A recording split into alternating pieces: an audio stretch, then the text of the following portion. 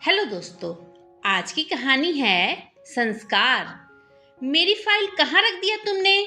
कब से ढूंढ रहा हूँ। नाराज योगेश की तेज आवाज बाहर बैठक तक आ रही थी। सास ससुर को चाय देती रजनी भागकर कमरे में गई। पूरी अलमारी पलटकर बिस्तर पे फैली हुई थी। रजनी ने कहा, क्या ढूंढ रहे हैं योगेश आप? योगेश फिर से चिल्लाया, बेवकूफ औरत, कब से आवाज लगा रहा हूँ, अब आ रही हो? मेरी लाल वाली फाइल कहाँ रख दी तुमने? आपने मुझे कब दी? आश्चर्य से रजनी बोली। और ये क्या हालत बना दी कमरे की आपने? मुझसे बहस मत करो, फाइल नहीं मिली तो ये सब बाहर फेंक दूंगा। योगेश रजनी को घूरते हुए चीखा। 1 मिनट रुकिए, मैं ढूंढती हूँ। इधर उधर रजनी ने नजर दौड़ाई और बेड के पास ही फाइलों में दबी लाल फाइल मिल गई। रजनी के हाथ से गुस्से से फाइल छीन योगेश बिना नाश्ता किए ऑफिस चले गए। दुखी रजनी ने भी सास ससुर को नाश्ता खिला रसोई समेट दी। रजनी और योगेश की शादी को कुछ ही समय हुआ था। हर तरह से संपन्न ससुराल देख रजनी के पापा ने अपनी लाडली की शादी की थी। योगेश इकलौता बेटा था घर का। एक बड़ी नंद थी जिनकी शादी हो चुकी थी। ससुर जी भी नौकरी से रिटायर हो चुके थे। किसी बात की कोई कमी ना थी, लेकिन फिर भी रजनी खुश नहीं थी। कारण योगेश का व्यवहार था। जब मूड ठीक होता तो बहुत प्यार से पेश आता, और जब मन मुताबिक कुछ ना हो गुस्सा 7वें आसमान पे होता, और जो जी में आता बोल देता रजनी को। सास ससुर कान में रुई डाल बैठे रहते। 1-2 बार रजनी ने अपनी सास से कहा भी तो उल्टा रजनी को ही सुनना पड़ा। मर्द तो ऐसे ही होते हैं, तुम मौका ही क्यों देती हो? शांत स्वभाव की रजनी घर में क्लेश ना हो ये सोच चुप लगा जाती। बिस्तर पर लेटी सुबह की घटना के बारे में सोच ही रही थी कि फोन की घंटी बजी। बेमन से देखा तो शिखा का नंबर फ्लैश हो रहा था। आज अपनी प्यारी सहेली का नंबर देखकर भी रजनी के चेहरे पे कोई खुशी नहीं आई, ना ही फोन उठाने की इच्छा हुई। थोड़ी देर बाद वापस शिखा का कॉल दोबारा आया तो रजनी ने ये सोचकर कि कोई जरूरी काम तो नहीं, फोन उठा लिया। दूसरी तरफ हमेशा की तरह चहकती शिखा थी। कैसी हो रजनी? तो रजनी बोली, ठीक हूँ शिखा, तू बता कैसी है? चल तैयार हो जा, कल आ रही हूँ तेरे घर, 1 रात रुकूंगी। कुछ ऑफिस का काम तेरे ही शहर में निकल गया है, चल कल मिलती हूँ। और शिखा ने फोन रख दिया। रजनी को कुछ कहने या मना करने का मौका ही नहीं मिला। शाम को योगेश घर आए तो गर्म गर्म समोसे और जलेबी लेकर आए। हाथों में समोसे जलेबी का पैकेट देख रजनी समझ गई अभी मूड ठीक था योगेश का। चाय नाश्ते के बाद रजनी ने शिखा के आने की बात घर में सबको बताई।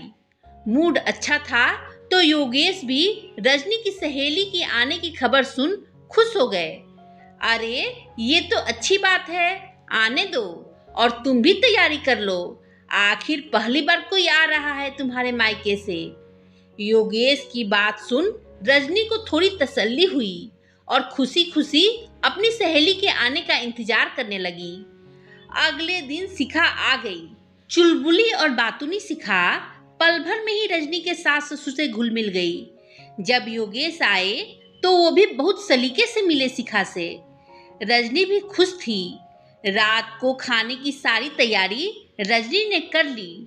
टेबल पे खाना लगा दिया और सबको सर्व करने लगी। इतने में सब्जी के डोंगे से थोड़ी सब्जी योगेश के हाथों पे गिर गई। तमीज नहीं है खाना सर्व करने की भी, हाथ जला दिया मेरा, योगेश ने रजनी को घूरते हुए तेज आवाज में कहा। तो रजनी बहुत शर्मिंदा हो गई। रजनी तो आपकी सहेली तो कहीं से लगती ही नहीं शिखा जी, आप इतनी स्मार्ट और आधुनिक, और रजनी को देखिए खाना तक ढंग से सर्व करना नहीं आता। जहां शिखा दंग रह गई योगेश का व्यवहार देख, वहीं सहेली के आगे अपमानित हो रजनी की आंखें छलक उठी। योगेश को कुछ जवाब दिए बिना शिखा ने बेमन से चुपचाप अपना खाना खत्म किया और थकान का बहाना कर कमरे में चली गई। रात को सोते समय रजनी कमरे में पानी रखने आई तो शिखा ने उसे गले लगा लिया। सहेली के गले लग रजनी टूट गई और बिलख बिलख कर रो पड़ी। शिखा रजनी को चुप कराते हुए बोली, तू क्यों इतना बर्दाश्त कर रही है रजनी? पढ़ी लिखी हो, गलत का जवाब दो और अपने हक और आत्मसम्मान के लिए खुद लड़ना सीखो रजनी। तो रजनी ने कहा, कहना आसान है शिखा, करना उतना ही मुश्किल। कुछ मुश्किल नहीं है रजनी, बस हिम्मत चाहिए सही को सही और गलत को गलत बोलने की। शिखा की बात सुन बिना कुछ जवाब दिए रजनी वापस चली आई। सुबह शिखा को भी निकलना था। नाश्ते के टेबल पे सब बैठे थे और अकेली रजनी आलू के पराठे बनाने में व्यस्त थी। शिखा ने मदद करनी चाहिए तो सासू माँ ने ये कह रोक दिया कि 4 लोगों के पराठे भी अकेली नहीं सेक सकती क्या? अरे रजनी, हाथ जल्दी चलाओगी या सो गई रसोई में? भूल तो नहीं गई, शिखा जी की ट्रेन भी है, कभी तो फुर्ती दिखा दिया करो। योगेश ने खीसे निपोरते हुए कहा। अपनी सहेली को यूं अपमानित होता देख शिखा की सहन शक्ति जवाब दे गई। वो भूल गई कि वो इस वक्त अपनी सहेली के ससुराल में थी। ये कैसे बात कर रहे हैं आप सब रजनी से? कैसे लोग हैं आप लोग? और योगेश जी, क्या आपको इतनी भी समझ नहीं कि रजनी आपकी पत्नी है, कोई नौकरानी नहीं? मैं कहती हूँ ऐसे तो कोई नौकरानी से भी बात नहीं करता। जब मेरे सामने आप ऐसा व्यवहार कर रहे हैं तो मेरे पीछे क्या करते होंगे? चुप हो जा शिखा। क्रोधित शिखा को रजनी चुप कराने लगी तो शिखा बोली, मैं क्यों चुप रहूं रजनी? ऐसे सहेली बनाती हो बहू तुम? जरा भी तमीज और संस्कार नहीं है इसे। समझा दो अपनी सहेली को कि वो सिर्फ मेहमान है और मेहमान दूसरे के घरों के मामले में नहीं बोलते। शिखा की बातों से बौखलाई सासू माँ ने रजनी को ही डांटना शुरू कर दिया। लेकिन तभी शिखा फिर बोली, तमीज और संस्कार मुझ में है तभी कल से चुप हूँ माँ जी। अगर तमीज ही सिखानी है तो अपने बेटे को सिखाएं आप, मुझे नहीं, जिसे इतनी भी समझ नहीं कि अपनी पत्नी से कैसे व्यवहार किया जाता है। और आप सब सुन ले, खासकर योगेश जी, आप, रजनी आपकी पत्नी है, उसे उसके हिस्से का मान सम्मान तो आपको देना ही होगा, वरना मैं एक समाज सेविका हूँ और घरेलू हिंसा से पीड़ित महिलाओं के लिए ही काम करती हूँ। आगे आप खुद समझदार हैं कि मैं क्या कर सकती हूँ और क्या नहीं। और रजनी, तुम पढ़ी लिखी आधुनिक लड़की हो, इस तरह हर वक्त ससुराल वालों और पति के तानों को सुनकर कब तक रहोगी? आधुनिक सिर्फ कपड़ों और रहन सहन से नहीं, आधुनिक विचारों से भी होना चाहिए। और योगेश जी, रजनी आपकी पत्नी है और एक पत्नी का हक होता है पत्नी का मान सम्मान पाना। पत्नी कोई पंचिंग बैग नहीं जो जब चाहा अपना गुस्सा और तनाव उस पर निकाल दिया जाए।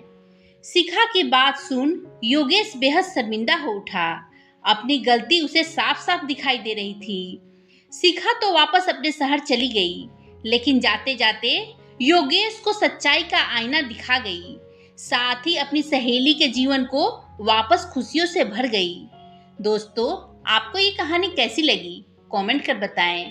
कहानी पसंद आई हो तो लाइक शेयर करें और मेरे चैनल को सब्सक्राइब कर बेल आइकन दबाना ना भूलें, जिससे मेरी कहानियाँ आपको लगातार मिलती रहे। धन्यवाद दोस्तों।